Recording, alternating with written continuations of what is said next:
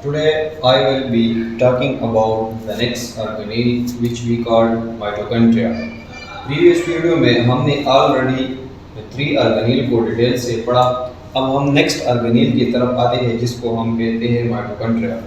तो सबसे पहले हम इसका इंट्रोडक्शन पढ़ेंगे, बाद में हम पढ़ेंगे कि इसका नंबर हमारे पास कितना है, फिर हम पढ़ेंगे कि इसका शेप क्या है, फिर हम पढ़ेंगे कि इसका स्ट्रक्चर क्या है और इसके साथ हम इसकी कंपोजिशन भी पढ़ेंगे।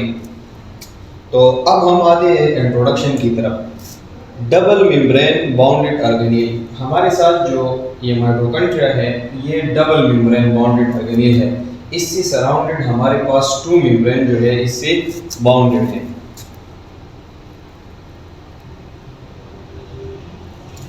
That carried out some steps of respiration, ये डबल मेम्ब्रेन बाउंडेड ऑर्गेनील जो हमारे साथ इस सेल में मौजूद है तो ये रिस्पायरेशन की कुछ स्टेप्स करते हैं। रिस्पायरेशन हमारे साथ वो प्रोसेस है जिसके थ्रू हम ऑक्सीजन को लेते हैं और कार्बन डाइऑक्साइड को एक्सहेल करते हैं और इसी प्रोसेस में हमारे साथ एनर्जी जो है वो प्रोड्यूस होती है in the form of ATP and produce energy in the form of ATP. और ये माइटोकॉन्ड्रिया जो है रिस्पायरेशन का वो लास्ट स्टेप करता है जिसमें हमारे साथ एनर्जी प्रोड्यूस होती है in the form of ATP. तो रिस्पायरेशन का वो लास्ट स्टेप हमारे पास कौन सा है? वो हमारे पास है इलेक्ट्रॉन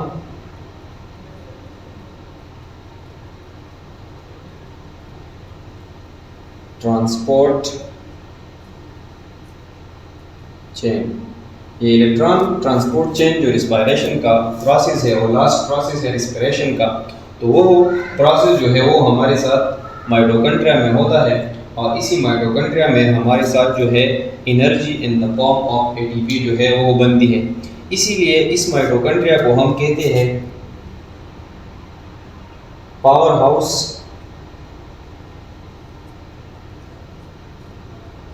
ऑफ सेल। सेल के लिए जितनी भी पावर जो है वो जनरेट होती है तो हमारे पास माइटोकॉन्ड्रिया जो है वो जनरेट करती है in the form of ATP. तो ये हमारे साथ इसका डेफिनेशन था। तो हम ये भी एक्सप्लेन करेंगे कि ये किस तरह डबल मेम्ब्रेन बाउंडेड ऑर्गेनील है और रिस्पिरेशन का जो लास्ट स्टेप इसमें होता है इलेक्ट्रॉन ट्रांसपोर्ट चेन, उसकी फंक्शन में हम इसको भी थोड़ा एक्सप्लेन करेंगे। इसका डिटेल जो है फिर हमारे साथ 11 क्लास में है, लेकिन हम थोड़ा इसका इंट्रोडक्शन देंगे। और हमारे साथ ये जो एटीपी की प्रोडक्शन है ये किस तरह करती है तो इस माइटोकॉन्ड्रिया की डेफिनेशन को हम स्टेप बाय स्टेप एक्सप्लेन करेंगे। Found in all eukaryotic cell, हमारे साथ जितनी भी यूकैरियोटिक सेल है तो उसमें हमारे साथ माइटोकॉन्ड्रिया जो है वो मौजूद है। यूकैरियोटिक सेल वो होता है जिसमें मेम्ब्रेन बाउंडेड ऑर्गेनील होते हैं। तो हमारे साथ जो ये माइटोकॉन्ड्रिया है इसमें हमारे पास डबल मेम्ब्रेन बाउंडेड है। एब्सेंट इन प्रोकैरियोटिक सेल, हमारे साथ जो प्रोकैरियोटिक सेल है उसमें हमारे साथ माइटोकॉन्ड्रिया एब्सेंट है क्योंकि ये एक मेम्ब्रेन बाउंडेड ऑर्गेनील है और जितनी भी मेम्ब्रेन बाउंडेड ऑर्गेनील हमारे साथ है तो वो हमारे पास प्रोकैरियोटिक सेल में नहीं है। सेमी ऑटोनॉमस ऑर्गेनील, ये एक यूनिक पॉइंट है माइटोकॉन्ड्रिया के बारे में कि ये एक सेमी ऑटोनॉमस ऑर्गेनील है। सेमी ऑटोनॉमस ऑर्गेनील ये है का मतलब ये है कि ये माइटोकॉन्ड्रिया में हमारे साथ ये एक क्वालिटी है कि ये अपनी रिप्लिकेशन जो है अपनी डिवीजन खुद करती है। ये अपनी डिवीजन के लिए सेल पर डिपेंडेंट नहीं है, ये खुद ही सेल में इसकी तादाद बहुत ज़्यादा बढ़ती है। ये सेल्फ रिप्लिकेटिंग ऑर्गेनील है, अपनी तादाद को जो है ये खुद बढ़ाता है। ये क्यों अपनी तादाद को बढ़ाता है? क्योंकि इसमें हमारे साथ 2 ऑर्गेनील्स पाए जाते हैं। एक ऑर्गेनील इसमें हमारे साथ है राइबोसोम, इसमें हमारे साथ राइबोसोम एक ऑर्गेनील पाया जाता है और दूसरा हमारे साथ जो एक बायोमॉलिक्यूल इसमें पाया जाता है वो है डीएनए। तो इस माइटोकॉन्ड्रिया में अपना राइबोसोम भी है और अपना डीएनए भी है। तो इसके थ्रू ये जो है अपना रिप्लिकेशन अपना डिवीजन जो है ये खुद ब खुद करता है। अपनी डिवीजन के लिए सेल पर डिपेंडेंट नहीं है, सेल के बगैर ही ये अपनी तादाद को जो है बढ़ा सकता है। तो इसीलिए हम इसे कहते हैं कि ये एक सेमी ऑटोनॉमस ऑर्गेनील है। हमारे पास सेमी ऑटोनॉमस ऑर्गेनील जो है वो 2 है सेल में। एक हमारे पास है माइटोकॉन्ड्रिया और दूसरा हमारे पास है प्लास्टिड। प्लास्टिड को हम नेक्स्ट वीडियो में एक्सप्लेन करेंगे। नंबर, अब हम ये पढ़ते हैं कि हमारे साथ एक सेल में माइटोकॉन्ड्रिया की तादाद कितनी हो सकती है। तो हमारे साथ माइटोकॉन्ड्रिया की तादाद में हमारे साथ वेरिएशन है। कुछ सेल ऐसे है जिसमें माइटोकॉन्ड्रिया की तादाद जो है वो बहुत ज़्यादा है, 5 लाख तक भी हमारे पास ऐसी सेल है जिसमें माइटोकॉन्ड्रिया की तादाद जो है वो मौजूद है। कुछ ऐसी सेल है जिसमें एक ही माइटोकॉन्ड्रिया हमारे साथ मौजूद है। तो ये हमारे पास डिपेंड करता है। Cell which are more active, वो सेल जो हमारे साथ बहुत ज़्यादा एक्टिव होती है, जिसके लिए एनर्जी की रिक्वायरमेंट बहुत ज़्यादा होती है, तो उन सेल में हमारे पास माइटोकॉन्ड्रिया की तादाद ज़्यादा होती है ताकि उन आर्गन को या उन सेल को ये एनर्जी जो है ये प्रोवाइड करे। तो वो सेल हमारे पास है लीवर सेल। लीवर सेल में हमारे पास माइटोकॉन्ड्रिया की तादाद ज़्यादा है क्योंकि लीवर सेल जो है ये हमारी बॉडी में एक्टिव सेल है, इसको एनर्जी की रिक्वायरमेंट बहुत ज़्यादा होती है। 1000 माइटोकॉन्ड्रिया, मोर देन 1000 माइटोकॉन्ड्रिया जो है वो लीवर के सेल्स में हमारे साथ पाए जाते हैं। और वो सेल जो एक्टिव नहीं है हमारे पास, जिसके लिए एनर्जी इतनी रिक्वायर नहीं है, तो उसमें माइटोकॉन्ड्रिया की तादाद कम है। जिस तरह हमारा ईयर का ये लोब है, तो इसमें हमारे साथ माइटोकॉन्ड्रिया की तादाद जो है बहुत ज़्यादा कम है। तो हमारे साथ माइटोकॉन्ड्रिया जो है ये अपने नंबर में वेरिएशन करती है। अब हम पढ़ते हैं कि इसका हमारे पास शेप क्या है। तो माइटोकॉन्ड्रिया का शेप जो है एक रॉड लाइक शेप है, जो एक स्फेरिकल शेप है।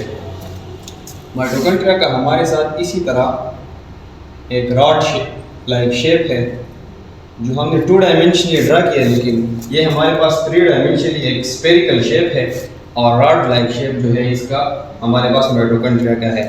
अब हम आते हैं स्ट्रक्चर पर, और स्ट्रक्चर के साथ साथ ही हम इसका कंपोजिशन पढ़ेंगे कि ये हमारे साथ कौन से बायोमॉलिक्यूल से बना है। तो हमारे पास माइटोकॉन्ड्रिया की स्ट्रक्चर में जो कंपोनेंट है वो हमारे पास ये है। माइटोकॉन्ड्रिया में हमारे पास एक आउटर मेम्ब्रेन होता है और एक इनर मेम्ब्रेन होता है। आपको ये बात याद रखना चाहिए कि हमारे साथ जितनी भी मेम्ब्रेन बाउंडेड ऑर्गेनेल है, तो उन मेम्ब्रेन की कंपोजिशन जो है वो इसी तरह है जिस तरह हमारे साथ प्लाज्मा मेम्ब्रेन की है। प्लाज्मा मेम्ब्रेन की कंपोजिशन ऑलरेडी हमने पढ़ी कि वो हमारे पास प्रोटीन और फॉस्फोलिपिड से बना है। तो इसी तरह हमारे पास ये ऑर्गेनेल जो सेल में है, इससे अराउंड भी जितनी मेम्ब्रेन है, तो वो जस्ट लाइक प्लाज्मा मेम्ब्रेन की उसकी कंपोजिशन हुई है। प्लाज्मा मेम्ब्रेन की कंपोजिशन में और इस ऑर्गेनेल से हमारे पास जो मेम्ब्रेन सराउंडेड है, इसकी कंपोजिशन में हमारे पास डिफरेंस नहीं है, इसकी सेम कंपोजिशन है। कुछ मॉलिक्यूल इस तरह होते हैं जो इस ऑर्गन में हमारे साथ स्पेशल्स होते हैं, तो उनको हम डिस्कस करेंगे। तो ये हमारे पास आउटर मेम्ब्रेन और इनर मेम्ब्रेन पर मुश्तमिल है, जिसकी composition as like plasma membrane है। दूसरा हमारे पास इसमें है मैट्रिक्स। तो हमारे साथ जो इसका मैट्रिक्स है, इसकी कंपोजिशन में हमारे पास एंजाइम्स पाए जाते हैं। ये मैट्रिक्स हमारे साथ मुश्तमिल है एंजाइम्स पर, और इसमें हमारे साथ वो एंजाइम है जो रिस्पायरेशन का प्रोसेस इसमें होता है उनके लिए रिक्वायर्ड है, तो वो एंजाइम इसमें होते हैं। इसके अलावा इसमें हमारे पास मैग्नीशियम आयन भी है, प्लस मैंगनीज आयन भी हमारे पास इसमें है। तो इस तरह की आयन जो है, इस तरह हमारे पास फेरस आयन भी इसमें हमारे पास मौजूद है। तो ये आयंस और ये एंजाइम जो है ये इसकी हमारे साथ मैट्रिक्स में है। हमारे पास जो माइटोकॉन्ड्रिया का ये हमारे पास जो इनर मेम्ब्रेन की इंटरनल जो स्ट्रक्चर है, जिसमें हमारे पास एंजाइम्स और ये आयन मौजूद है, तो इस स्ट्रक्चर को हम कलेक्टिवली कहते हैं मैट्रिक्स। इस मैट्रिक्स में हमारे साथ राइबोसोम भी है, इसमें हमारे पास डीएनए भी है, और इस तरह ये एंजाइम भी इसमें है और ये आयन जो है ये इसमें हमारे साथ मौजूद है। इसी तरह राइबोसोम में हमारे पास एक और बायोमॉलिक्यूल भी है जो हमारे, जिसे हम कहते हैं डीएनए। डीएनए को भी हम लेटर कंप्लीटली डिस्कस करेंगे। इसमें हमारे पास एक ऑर्गेनेल जो है राइबोसोम भी है, जिसकी कंपोजिशन भी ऑलरेडी हमने प्रीवियस वीडियो में डिस्कस की है। जो एक नेक्स्ट स्पेशल इसका जो स्ट्रक्चर का पार्ट है, इसको हम कहते हैं क्रेस्टा। और दूसरा जो इसमें हमारे पास स्पेशल पार्ट है वो हमारे पास है एक्सिसोम्स। ये एक्सिसोम जो है ये हमारे पास इसकी कंपोजिशन जो हुई है वो बेसिकली हुई है प्रोटीन। तो अब हम आते हैं और ये जो इसके स्ट्रक्चर में हमने जितने एलिमेंट पढ़े तो इसको हम डायग्रामेटिकली समझते हैं। तो फर्स्ट ऑफ ऑल हमारे पास है आउटर मेम्ब्रेन। तो ये हमारे पास माइटोकॉन्ड्रिया का आउटर मेम्ब्रेन है।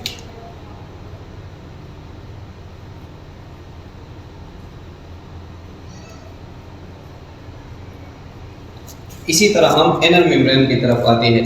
हमारे पास ये जो मेम्ब्रेन है जो एनवर्ड, इसमें हमारे साथ जो है पोर्स जो है ये मैट्रिक्स की तरफ जो है हमारे पास इसमें ये डिप्रेशन जिसको हम पोर्स कहते हैं, ये पोर्स इसमें पाया जाता है। तो ये मेम्ब्रेन हमारे पास है एनर मेम्ब्रेन।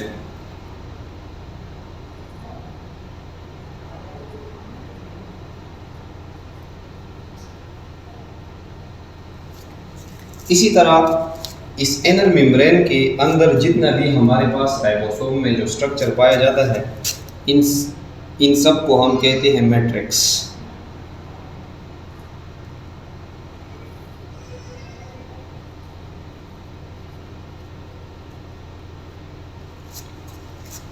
इस मैट्रिक्स में फिर हमारे पास ये सर्कुलर जो स्ट्रक्चर है ये हमारे पास है डीएनए।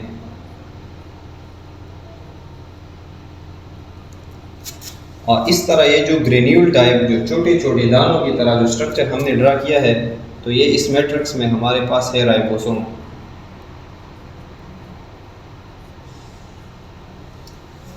अगर आप देखें तो इस इनर मेम्ब्रेन में हमारे पास जितनी भी पोर्स है जो इनवर्ड हमारे पास इस तरह डिप्रेशन में हमारे पास आए हैं तो इन पोर्स को हम कहते हैं क्रेस्टा।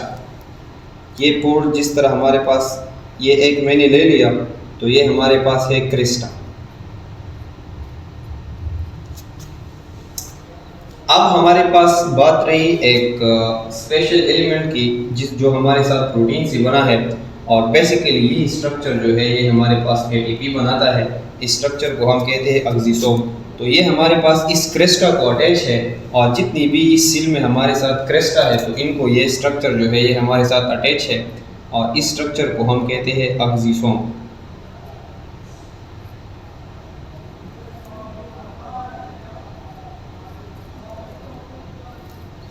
तो बेसिकली ये है हमारे पास माइटोकॉन्ड्रिया का स्ट्रक्चर।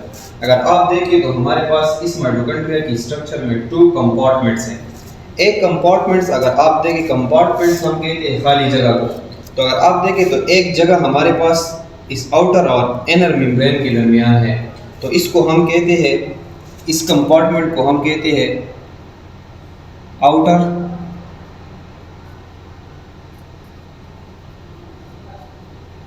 कंपार्टमेंट। और एक जो है ये स्पेस हमारे पास इस इनर मेम्ब्रेन के इनसाइड है जिसने एक कंपार्टमेंट बनाया है जिसका मैट्रिक्स कहते हैं। तो ये कंपार्टमेंट जो हमारे साथ बना है ये हमारे पास है इनर कंपार्टमेंट।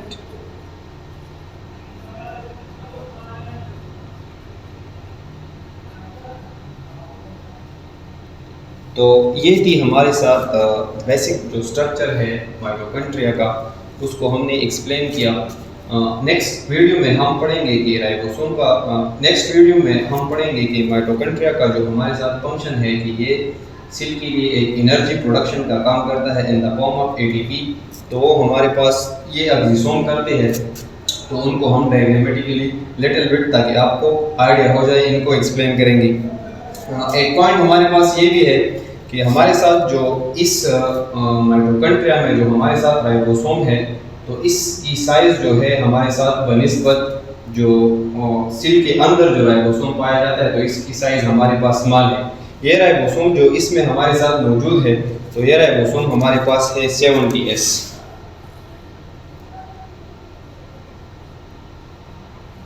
ये 70S राइबोसोम है। इस राइबोसोम की जो साइज है वो हमारे पास प्रोकैरियोटिक की सेल में जो राइबोसोम पाया जाता है तो इस राइबोसोम की साइज और हमारे पास प्रोकैरियोटिक के राइबोसोम की साइज हमारे पास इक्वल है।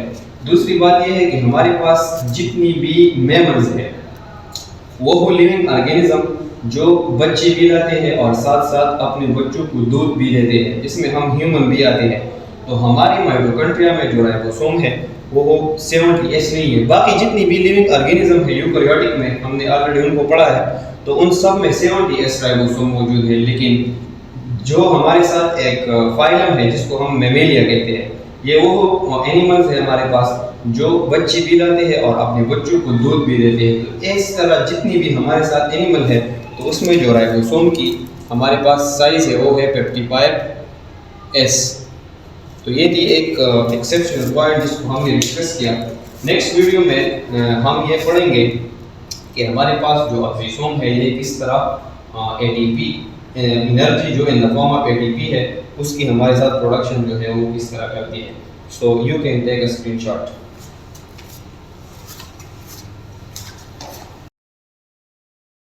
Now I will explain the function of mitochondria.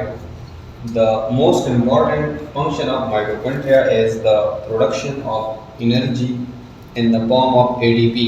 Mitochondria की इसके अलावा और भी बहुत ज़्यादा फंक्शन है, लेकिन अकॉर्डिंग टू आवर कोर्स हम सिर्फ एटीपी की सिंथेसिस को एक्सप्लेन करेंगे। एटीपी जो है ये हमारे पास इसकी एब्रीविएशन है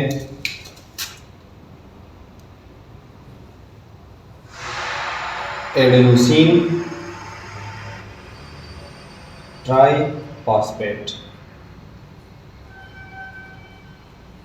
तो यही मॉलिक्यूल की फॉर्म में हमारे पास सेल में एनर्जी होती है और सेल एटीपी की फॉर्म में हमारे साथ एनर्जी को यूज़ करता है। तो अब हम ये पढ़ते हैं कि ये सेल हमारे साथ एटीपी को किस तरह बनाता है। इस माइटोकॉन्ड्रिया की इस फंक्शन को हम डायग्रामेटिकली एक्सप्लेन करते हैं। तो ये हमारे पास माइटोकॉन्ड्रिया का कंप्लीट स्ट्रक्चर है। इस स्ट्रक्चर से मैंने एक पार्ट को इधर जूम किया है। अगर आप देखें तो ये हमारे पास माइटोकॉन्ड्रिया का आउटर मेम्ब्रेन है, ये हमारे पास माइटोकॉन्ड्रिया का इनर मेम्ब्रेन है।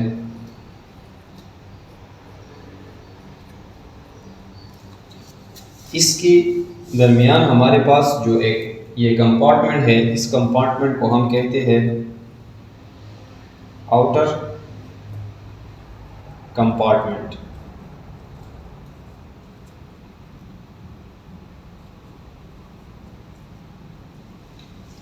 और इस इनर मेम्ब्रेन में हमारे पास जो मैट्रिक्स की तरफ जो पोर्ट होता है, इस पोर्ट को हम कहते थे क्रिस्टा। तो ये हमारे पास है वो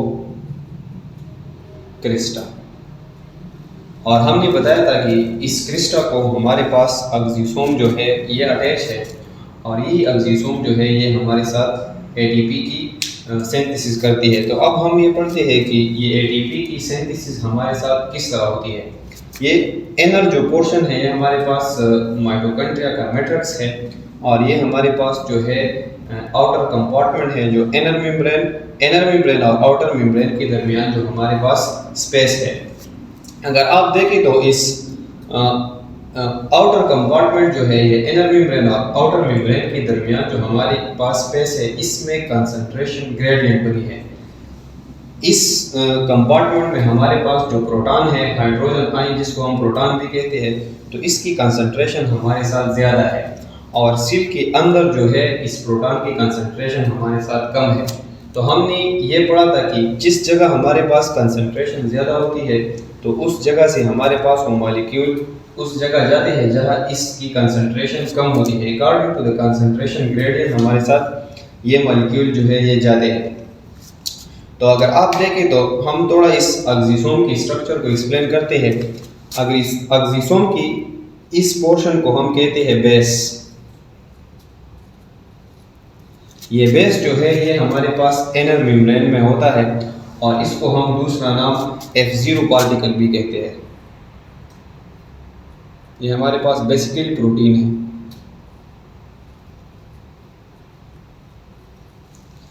इसी तरह इसका जो हमारे पास नेक्स्ट पार्ट है इसको हम कहते हैं स्टॉक। स्टॉक को हम दूसरा नाम F5 F6 पार्टिकल भी कहते हैं।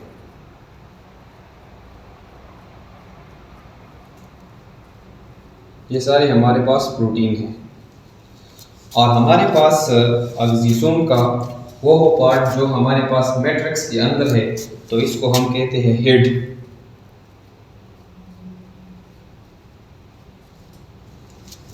इस हेड को हम F1 पार्टिकल भी कहते हैं।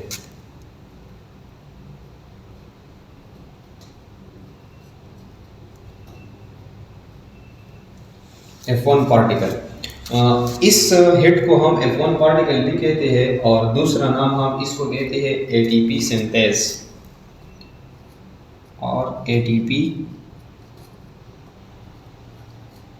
सिंथेस। यह इस पार्ट में हमारे साथ एटीपी की सिंथेसिस होती है। तो हमारे पास इस पार्ट में जो है प्रोटॉन की कंसंट्रेशन जो है वो हमारे साथ ज़्यादा है। अगर हमारे पास इस सेल मैट्रिक्स में अगर 4 प्रोटॉन हमारे पास इस ऑक्सीसोम में चले जाए तो एटीपी सिंथेस जो है इससे 1 एटीपी मॉलिक्यूल जो है वो बनाता है। अगर हमारे साथ 4 प्रोटॉन इसमें हमारे साथ चले जाए तो इस मैट्रिक्स में हमारे पास होता है एडीपी और फास्फेट। वो फास्फेट जो है ये हमारे पास एडीपी को अटैच होता है और इससे हमारे पास बनता है एटीपी। तो इस तरह होता है कि यहाँ हमारे पास एडीपी और इस एडीपी के साथ हमारे पास एक फास्फेट जो है वो अटैच होता है और इन दोनों की कॉम्बिनेशन से हमारे साथ बनती है एटीपी।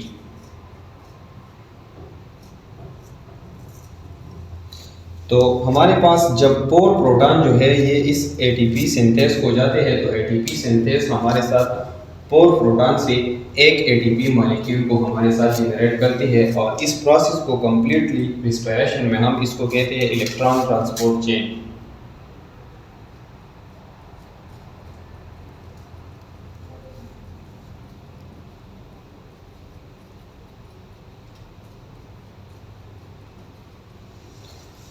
तो ये प्रोसेस जो है हम इससे ज़्यादा डिटेल हम सेल में जो हमारे पास बायो एनर्जेटिक्स चैप्टर है उसमें हम डिटेल से पढ़ेंगे और कंप्लीट जो ये प्रोसेस है फिर हम 11वीं क्लास में पढ़ेंगे।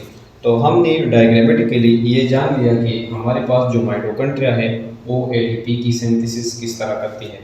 तो in the next video I will discuss the next organic plastid, so you can take a screenshot.